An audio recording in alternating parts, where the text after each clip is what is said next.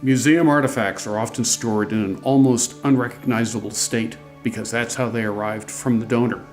And that's how I found a missile that once protected America from nuclear attack.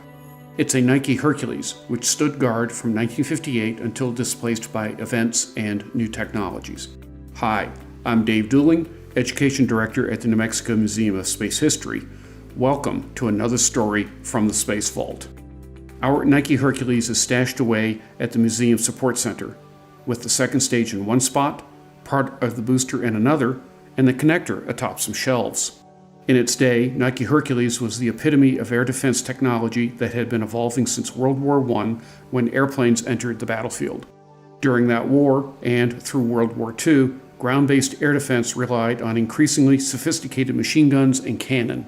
One of the first major advances was the U.S. Navy's VT proximity fusing system that used radar to detect when the shell was close enough to the target. But this was just the start of introducing advanced technologies. During World War II, Nazi Germany tried developing surface-to-air missiles, or SAMs, including Wasserfall, an anti-aircraft version of the V-2. None saw combat as Germany's war machine spread itself thin and was hammered by Allied bombers. Allied navies were hammered by kamikazes in the Pacific.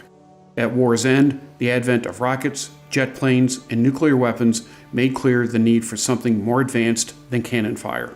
The U.S. Army started a SAM program during the war, and it grew into Nike, named for the Greek goddess of victory.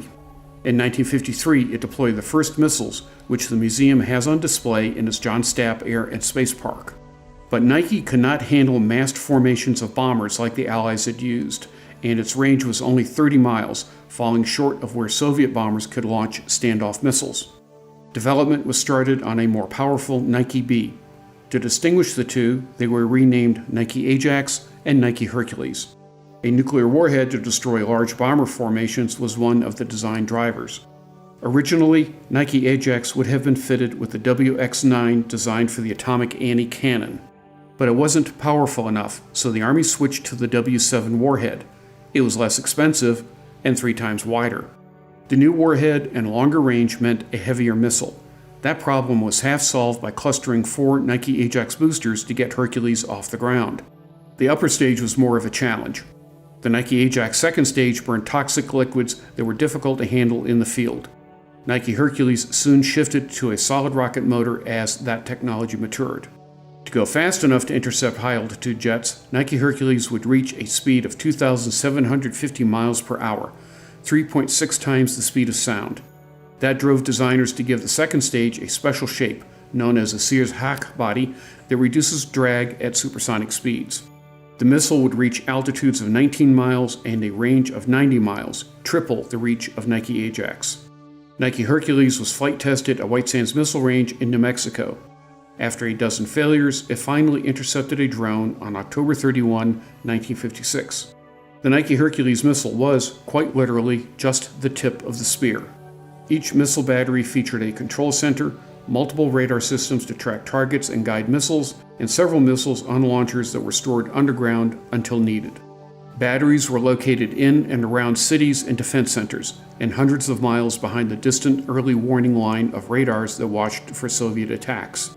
The first of 145 batteries became active outside New York, Philadelphia, and Chicago on June 30, 1958. At the same time, the Army deployed Nike Hercules batteries across Europe and Asia. Such a large effort took a lot of manpower. The Army trained thousands of Nike Ajax and Nike Hercules operators at the Air Defense Artillery School, then at Fort Bliss outside El Paso. Ironically, Nike Hercules' biggest fight was not with the USSR, but the U.S. Air Force, which championed its Beaumark ramjet missile. Although its range was longer, Beaumark never caught up with Nike Hercules. But even Nike Hercules was overtaken. In the 1960s, the Soviet emphasis shifted from bombers to newer long-range missiles. The United States started deactivating Nike Hercules, and the last U.S. sites in Alaska and Florida were shut down in 1979. Our allies in Asia kept their Nikes on guard until as late as 1997. The U.S. replaced its units in Europe with more accurate Patriot missiles in 1983. Many upgrades were proposed.